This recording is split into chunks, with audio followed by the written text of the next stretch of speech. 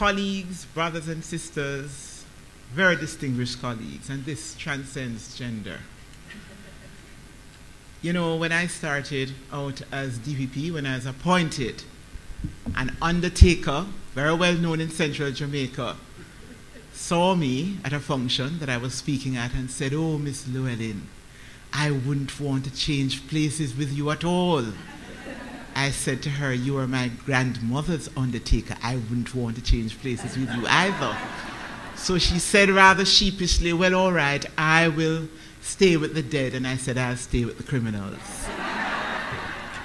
And following on that, another favorite story of mine is when in the supermarket, shopping, a gentleman comes up to me and he says, "I love your smile." I get that a lot. I think it's the open space, and we're not going to talk about the sparrow. And I said, "Thank you. But what a way to stress agree with you, eh?" Now, that is one of the great things in being a female leader.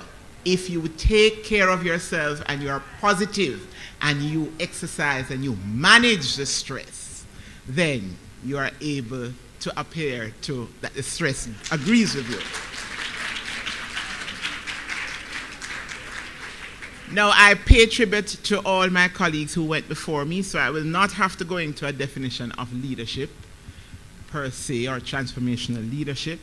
But let me say that Ayanna Van Zandt, who is one of my favorite African-American philosophers, in her books Acts of Faith said, "Leadership manifests itself in every aspect of society, from the family, whatever its structure, through community, up to the highest level in every organization within national life.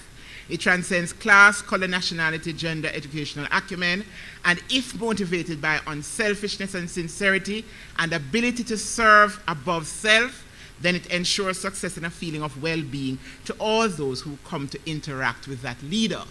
Now, ladies and gentlemen, I listened keenly when I heard about vulnerability and courage and strength and being a mother.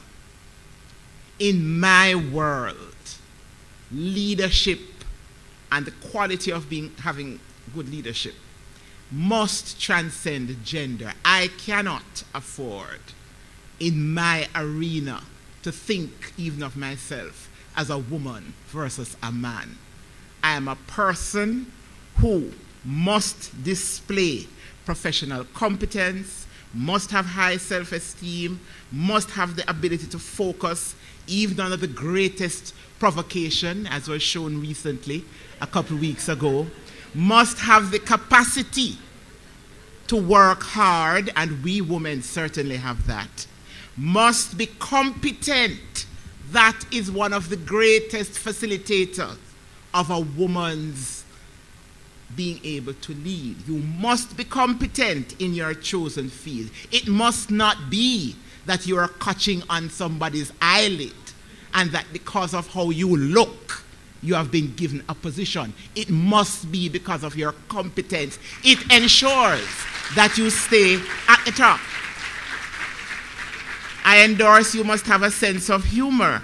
For example, I am a mother. And when my daughter was 10, that is when I had just been appointed, we were at her prep school and there was a bake sale going on. So Miss Tomlin would want to hear this. I was buying the mandatory slice of cake for my daughter and I. And my daughter, who is as talkative as I am, looked up and said, "Mommy, why can't you make change like some mothers at the bake sale? Why can't you serve the cake?"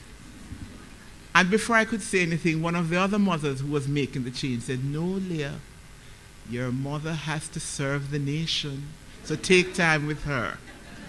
But that brings me to the fact that what was highlighted, and I noticed in the book by Ms. Sandberg, Leaning, that some women keep themselves from advancing because they don't have the self-confidence and drive that men do. That's what she noted. And we lower our expectations of what we can achieve. We can be good mothers. We can be good wives and women partners. But we must make sure that in being competent, we do not subjugate our inner selves to this guilt trip that persons can put you on. My daughter was asthmatic. up until recently. She's now 14. And I remember many nights that I had to be up and I had to be in court the next morning. And I never even dared to use her as an excuse, because it's important, certainly, in my world, to be competent.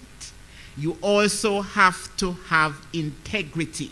You have to have it as a Pavlovian reflex action. You have to have self-discipline. Now, women, where we star, and I say this with the greatest of respect to my male colleagues who I love and seek to mentor at all times, women never allow the ego to overwhelm their common sense. Most women don't. An excess of ego can neutralize your common sense. I have seen this truism ignored by several of my male counterparts to the peril, their peril professionally, and that of their organization. One also has to have the ability, which a lot of women have, to subjugate on occasion your own ego for the good of your team member and your organization, and indeed encourage your team members to outshine you and be happy if they do. That is something that a lot of persons, men and women in leadership, sometimes are unable to do. You have to nurture yourself. You have to be confident to know that it is all right, it is acceptable, it is desirable that your team members can outshine you.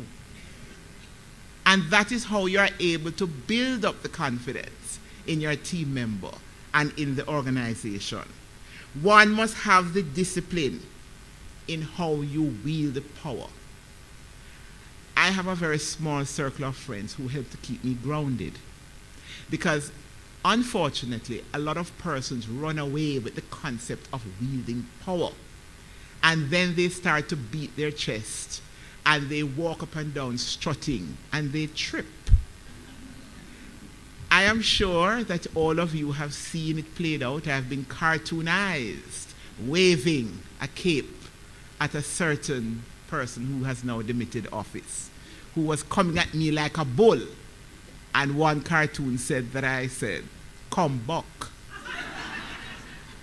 But it is unfortunate that when a woman wields power, or a woman refuses to subjugate herself to the old stereotypes that say that when a man speaks in a particular position, then you must bow and scrape.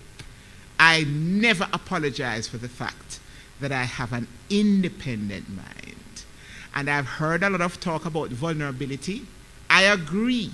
It is good to be in touch with yourself, know your strengths and weaknesses, and to admit to your vulnerabilities. But unfortunately, in my world, I can never allow that to play out in the public domain.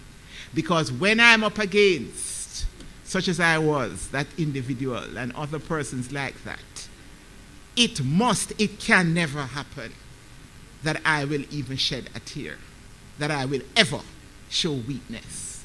I can show a sense of humor. I remember one case I was doing on a very well-known person in this country. He's a politician, he's an attorney, and he held on to my gown and trying to get me to sit down while I'm in court. And I just flashed his hand off. And I said, "If you ever touch me again, I am going to tell the police to lock you up." Of course, I was joking. But men have that capacity to be inspired and to inspire. Jamaica, land we love, needs us to have the courage to do that. Thank you.